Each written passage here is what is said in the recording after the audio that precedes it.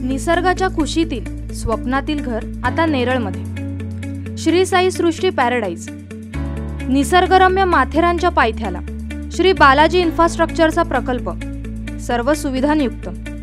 श्री बालाजी सृष्टी paradise. संपर्क अरुण तांबोळी 88 88 91 22 22। गोव्यात भाजपाविरोधात लोकसभेच्या दोन्ही जागा शिवसेना लढवणार असल्याची घोषणा खासदार संजय राऊत यांनी केली। पणजी येथील आयोजित पत्रकार परिषदेत राऊत बोलत होते। महाराष्ट्रात भाजपसोबत युती असली तरी शिवसेना गोव्यात भाजपविरोधात दोन्ही निवडणुका लढवणार असल्याचे त्यांनी सांगितले।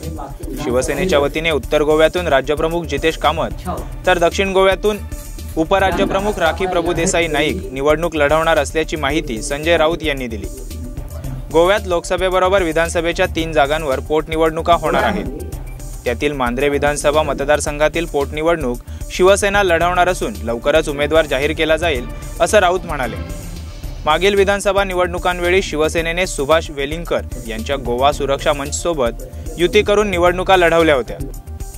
यावेळी गोवा सुरक्षा मंचने तिन्ही पोटनिवडणुकांचे उमेदवार जाहीर केले आहेत। असे असले तरी आज किंवा उद्या वेलिंगकर यांच्याशी चर्चा करून सुवर्णमध्य साधण्याचा प्रयत्न करणार असल्याचंही राऊत यांनी सांगितलंय।